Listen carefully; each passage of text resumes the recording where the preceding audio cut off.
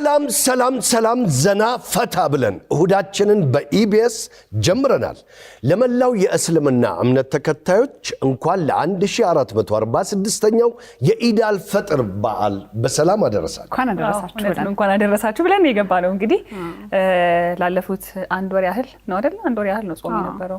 የእስልምና እምነት ተከታዮች የረመዳንን ጾም ሲጾሙ ቆይተው መፍቻው ላይ ደርሶ ለበዓሉ ደርሰዋልና ለመላው የእስልምና እምነት ተከታዮች በያላችሁበት መልካም በዓል እንመኝላችኋለን።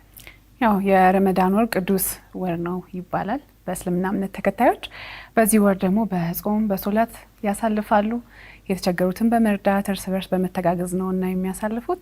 የበዓሉ ዕለት ደግሞ የደስታ ቀን ነው። እውነት ነው በጣም ከሚወዱት ጊዜ ነው የረመዳን ወቅት። ብዙ ወዳጆቻችንን እንዲሁም በስራ አጋጣሚ የምናገኛቸውን የእስልምና እምነት ተከታዮች በጣም ያነሱልን ነገር እሱንም ጭምር ነው። እንዳልሹ ቅዱስ ወርም ነው፣ እነሱ ደግሞ በተለየ የሚጠብቁት ወርም ጭምር ነው።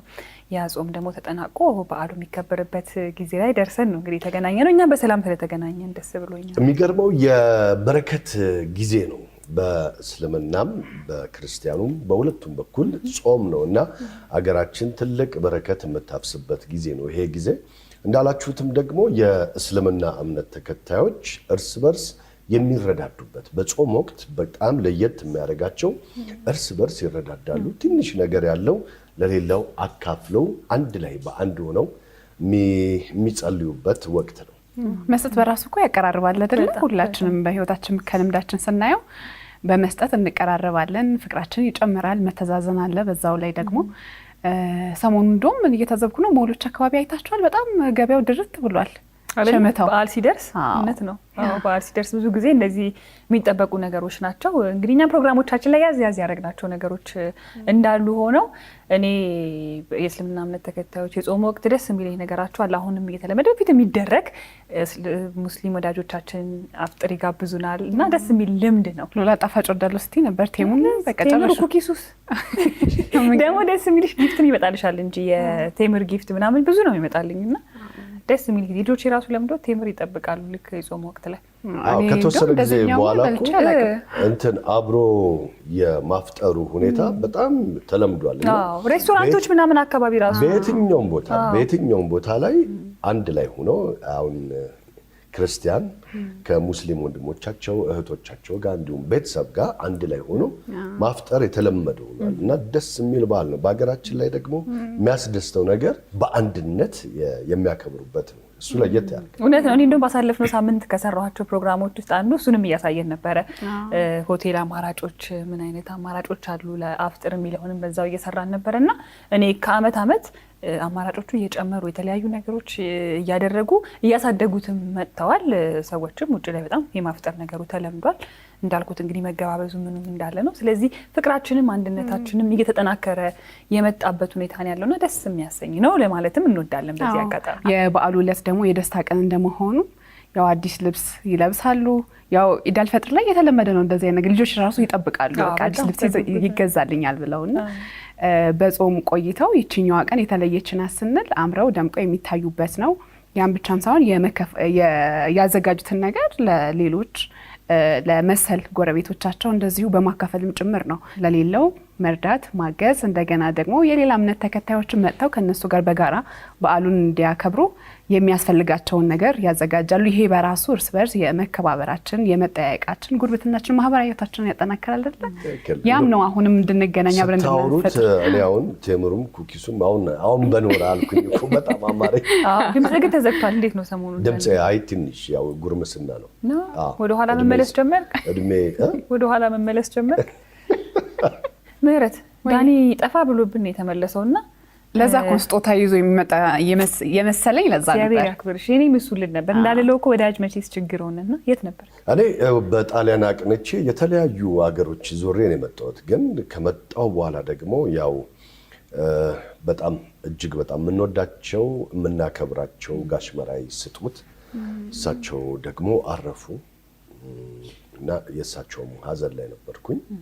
ለዛም ነው የተወሰነው ቀን ደግሞ የጠፋሁት። ስለዚህ ነፍስ ይማር ላለው በዚህ አጋጣሚ እናንተንም እግዚአብሔር ያጽናችሁ። በጣም ተወዳጅ የክላርኔት ባለሙያ ናቸው ጋሽ መራዊ ስጦትና ስለዚህ ሁሌም ስናነሳቸው በልባችን ይኖራሉ። ጋሽ መራዊ ስጦት ለቤተሰባቸው፣ ለወዳጅ ዘመዶቻቸው እንዲሁም ለአንተም ዳኒ መጽናናትን ይስጣችሁ ደግሞ ማለት ነው። ለማንኛውም ግን መልካም በዓል እንመኝላቸውና እኛም በዓልን የመሳሰሉ ኢድን በኢቢኤስ ብለን የተለያዩ ፕሮግራሞችን ይዘን እንደወትሮ መጥተናል። ስለዚህ ከኛ ጋር ጥሩ ጊዜ እንደምታሳልፉ እናምናለን። አሁንም በያላችሁበት ለመላው የእስልምና እምነት ተከታዮች መልካም በዓል ይሁንላችሁ እንላለን። ብዙ ፕሮግራሞች ይዘናል። እንግዲህ የተለያዩ በዓል የሚሸቱ ፕሮግራሞች አሉን። አብራችሁን ዋሉ እንላለን። ለ1446ኛው የኢድ አልፈጥር በዓል በሰላም አደረሳችሁ። መልካም ውድ ይሁን። እንዴ ከዛ በፊት ግን ተው እንጂ ተረሳ እንዴ በኢድ ሽልማት እኮ አልቀረም።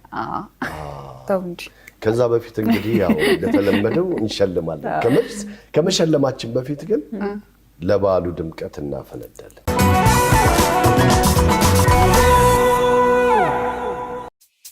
ውድ የኢቢኤስ ቴሌቪዥን ተመልካቾች፣ ይህ በስክሪኑ ላይ የምትመለከቱት ትክክለኛው የፌስቡክ አካውንታችን ነው። እንደተለመደው በፕሮግራሞቻችን ላይ ያላችሁን ገንቢ አስተያየት እየጻፋችሁልን ላይክና ሼር ማድረጋችሁን ለማስታወስ እንወዳለን። ኢቢኤስ ቴሌቪዥን የርሶ ቀዳሚ ምርጫ።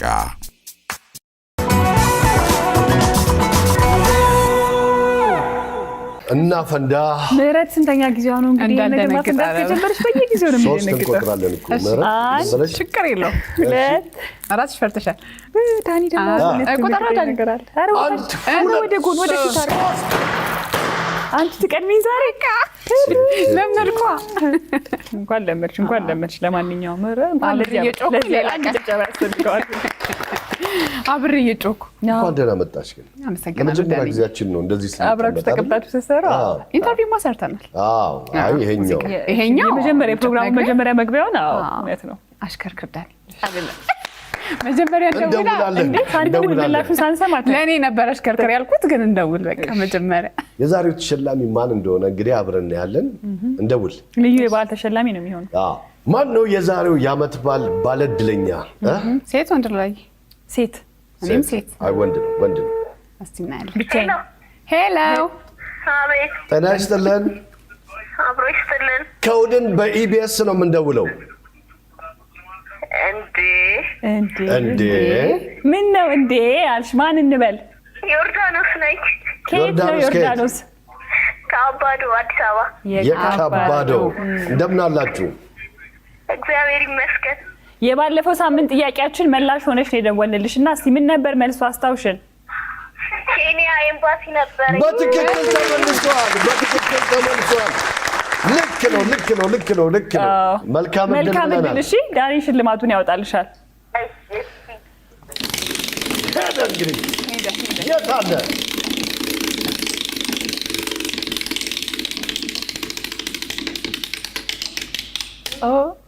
ዮርዳኖስ።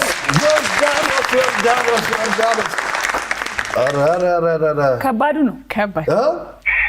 ለሁለቱም በዓል አስፈላጊ ከፊታችን ለሚመጣው የትንሣኤ በዓልም እንዲሁም ደግሞ ዛሬ የኢድ በዓል ነው። ስለዚህ ለሁለቱም የሚያስፈልግ ነው። ገምች እስቲ ምን እንደሆነ። ኧረ እኔ ምንም ቢደርሰኝ ምንም ቢደርስ ግን ትገምት። ለበዓል የሚበላ ነገር ምንድን ነው? የሚበላ በግ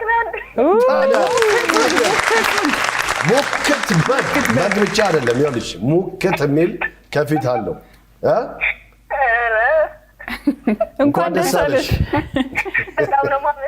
ደስታዋ ይጋባል አይደለ? በጣም ደስ እንዳለሽ ከድምፅሽ ያስታውቃል። በጣም ነው የምወዳችሁ ሉላዬ፣ ዳኒ፣ ምህረትን በጣም ነው የምወዳችሁ። ሁላችሁንም አመሰግናለሁ። እናመሰግናለን። እኛም ተሳትፎሽ ታዲያ ይቀጥል። ተሳትፎሽ ይቀጥል እንዳይቋረጥ። አሁንም እሺ፣ አመሰግናለሁ። መልካም በዓል፣ መልካም ቀን። አሁን ደግሞ ለቀጣይ ሳምንት ጥያቄ እንጠይቃለን። እንግዲህ ተዘጋጁ። ማን ይጠይቅ? እኔ ልጠይቃ። ዳኒ ሳስበው ግን ተዘጋጁ ሲል ሰከንድ እየቆጠረ ነው የሚመስለው። ስልካችሁን ያዙ ምናምን እያልክ ነው የምትመስለው። ጠይቅ በቃ እንዳታስጨንቀን። እሺ ወደ ጥያቄው አልፋለሁ። ባሳለፍነው ሳምንት ሉላ ገዙ በውሎ ፕሮግራሟ ከማን ጋር ዋለች? ማን ነበር እንግዳው? መልሱ። ይሄ ቀላል ጥያቄ። ምን ልትመልሽ ነው? ልመልስ ነበር። ደጋግመሽ በጣም የወደድኩት ፕሮግራም እንዳየሽው ስለገባኝ ከሶስት ጊዜ በላይ በጣም ነው የወደድኩት።